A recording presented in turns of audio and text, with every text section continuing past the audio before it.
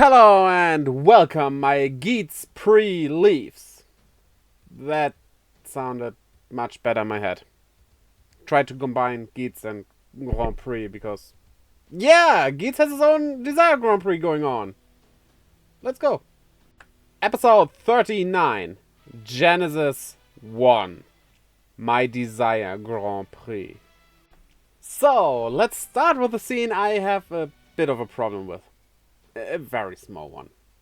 Because due to Geats' doings, everybody remembers being a Kamen Rider, which, yeah, I can get behind that. They should choose for themselves, and without knowing what a Kamen Rider is, how would you be able to really choose, right? Though, Sarah asks Neon here if she also remembers stuff, after Neon called her. Neon wouldn't even know you if she wouldn't remember stuff, so use your brain, Sarah. That's not for decorative purposes. Meanwhile, a Buffer visits Kawa, which is not all that weird. It's just, he knows where he lives? Huh, didn't know that. And Kawa apparently also did not know that. Now that is what it makes it weird again. Okay, well, they won't explain. Guess it's just a gag? It's not very funny, though. And this is kind of a bummer, honestly. He has the powers of creation and can immediately return a destroyed building back to what it was before, but he cannot restore the destroyed ID course, which means we don't get any quote-unquote new riders, because, well, he just can't bring them back. Also, now that I think about it, this doesn't make much sense, because he probably can bring Neon and also Sarah back as riders, while Buffer did destroy their ID course, so... Huh. We have to see, but it's weird. And promptly we add a new rule to how this world works. Because the goddess seemingly could just fulfill every wish, whatever it was. But no, that's actually not the case. It requires an energy called Gleam, which is basically, as I understood it, the energy you get from unfulfilled desires, so the losers of the DGP. Okay, I mean, it fits into what we have seen. It's just weird that we only learn about this now, near the end, but maybe it will not even be important at all. Wait, the old policeman is forbidding the young guys to skate? In the skate park? I thought this was Japan, not America. Ah, he's a Yamato, so it is Japan. Where else would you find monsters like this? I guess Power Rangers does exist. And we also learn that the Grand End that erases everything, every memory, everything that has to do with the Desire Grand Prix, does not erase everything, every memory, everything that has to do with the Desire Grand Prix. A few Yamato are left, and those become urban myths and stuff. Nice explanation for the urban myths. Kind of bad explanation for we need an enemy. And this bit. Well, Tsumi asks if she should deliver drivers to Tycoon and Neon. To which Geats here says, no, do not. They have to decide on their own if they want to be riders again. But like, give them the offer? They can decide on their own if they are offered the ID course and belts. If you don't offer them in the first place, it's not really their decision not to, it's just you don't let them. Turns out that the Yamato are now these little small guys inhabiting a human. Which is actually a very interesting premise. It's just that, I don't know, them remaining after the Grand End is just weird. If they explained it that it was Geats' influence that made that happen and not just the general thing that happens when a grand end happens, fine, but this is supposed to be normal, and I just do not like that explanation. I'm not gonna lose sleep over it as well, though, because, yeah, it's kind of a bad explanation, but it doesn't destroy the show for me or anything. Huh. That skateboard. And that policeman. Now here's a show idea. The skating policeman. I would definitely not watch that because not my type of show, but it would be so much meme potential. You know, I think Geats might become the actual villain in the show, with Keiwa being, well, the hero he deserves to be. There are some hints to that being a possibility, because, you know, Geats' outfit, or Ace's outfit really here. He changed from a typical black with a white shirt suit to, well, let's call it a mafia suit, because, I mean, look at this. This could be from a mafia show. Well, except the belt, maybe. And it would fit right in. Maybe rather Yakuza than a mafia show, but you know what I mean. So, now Ace asks them if they wanna join again, because he does this Grand Prix without any prize to it, but to eradicate the remaining Yamato. Keiwa should say immediately yes to this, because that's the character they built for him. He wants to help, like, the world. Even if it means it being destructive for his own self. So, there's no reason he would ever say no to this. So, why doesn't he jump at this opportunity? Buffer? Yeah, that is a bit different there. I think it would fit his personality to say yes, but not that immediately.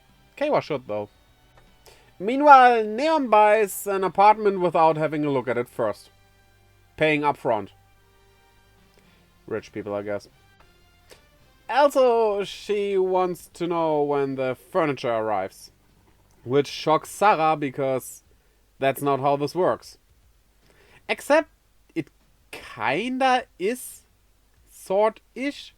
First off, for my American viewers, it's very unusual outside of America that apartments come pre-furnished. So, there's that.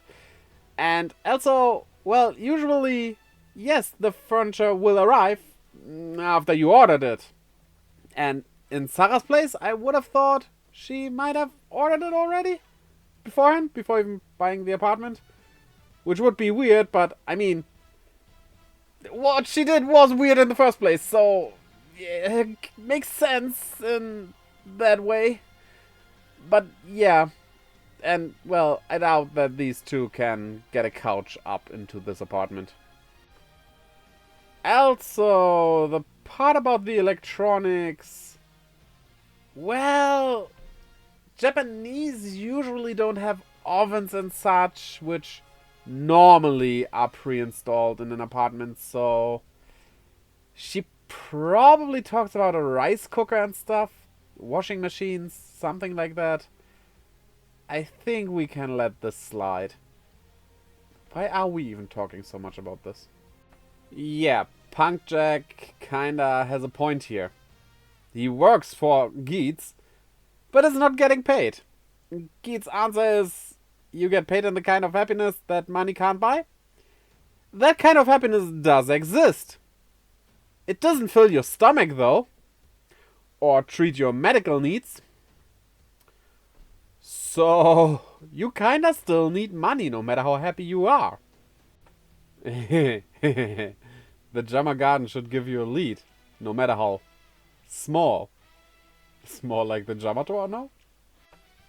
Isn't this what? Geats, what did you find? What is this? A totally fake looking leaf full of stuff I cannot name in a PG-13 YouTube video like this. Yeah. Body fluids. That's one way to describe this slimy, sticky substance. Tsurumi, people who like to explore stuff that's weird would trespass here. Those YouTubers that do videos of haunted places would come here. Children who just love places like this would come here. There are a lot of people possibly being here without being connected to anything. Huh. I wonder how helpful it would be if you put Kamen Rider on your work experience sheet here. Like, if I had a company and someone did that, would I like that or rather not? Well, Yamato are starting to appear everywhere, so I guess having work experience as a Kamen Rider is helpful. Because that's what the world here needs. Also, if you would apply for being a bodyguard and stuff, that would actually be good work experience. Oh, yeah, I just realized. Kamen Riders aren't real. I love how Kekara is going into this post to show him that he is, well, him. Oh yeah, it is weird that he's still here, but, well, it's his wish. He needs to get a good laugh. You're in the wrong franchise for comedy, I think. And Beroba also stays in this world to go straight Danganronpa. Well, honestly, she would kind of fit very well into that. Then, suddenly, even with Suel still being something that could become a threat, we get this new character taking care of the small Yamatos here. Well, we don't know who he is, so, here's a picture. And then, we get another new character, who is part of the DGP. Well, we don't know who he is, so here's a picture. And thus, this episode ends. I just realized I talked about a lot of stuff I did not really like about this episode, but don't get the wrong impression. I really enjoyed this episode. For the setup of this new Grand Prix, it was very, very good. Introducing these two new characters adds a bit of mystery that can be solved in the remaining episodes, of which there should be around 10-ish, maybe a bit more. So, yeah, this episode was fine. Nothing groundbreaking, but it was a setup episode. And you need a setup episode for this kind of show, after all. Especially when a new arc like this starts. So, yeah, I liked it. But did you like the episode? How? How could I ever find out what you think about this episode? Oh, right! Right under this video! There are comments! Your comments! I'm so hyped to read those. Also, you can grow your own little Yamato that will do your biddings by clicking the like and subscribe button as well as that little bell to keep updated when I upload a new video for you. And down in the links in the description, you can find my Twitter, Instagram and Discord where I keep you updated, post of all the good things, as well as my Twitch where I live stream every Friday, Saturday, Sunday and Monday. I hope to see you over there as well, and until next time, bye-bye!